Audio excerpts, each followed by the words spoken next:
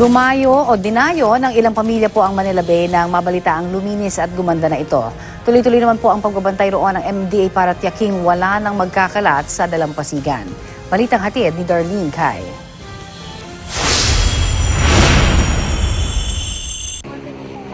Dala ang kanilang mga panlatag at mga baong pagkain, madaling araw pa lang ay narito na sa Manila Bay ang pamilya Lopez.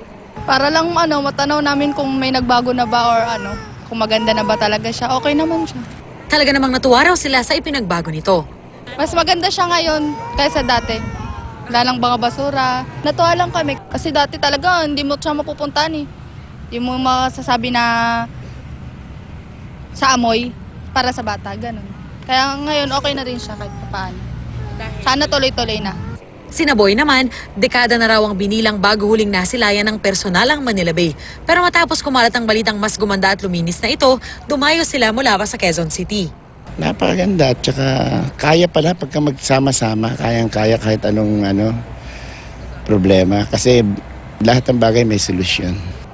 Ang cleanup drive sa Luok, paunang programang isinagawa ng pamahalaan noong ilunsad nito ang rehabilitasyon. Pero hindi naman daw dahil wala ng kalat ang dalampasigan, malinis na ang Manila Bay. Meron po tayong mga sanitary enforcers. Sila po ma'am yung nagbabantay dito kasi marami ho tayong mga kababayan natutulog, mga street dwellers. So sila ho yung nagpapaalis at nagre-remind na hindi ho dapat tambayan dito whole day or tirahan.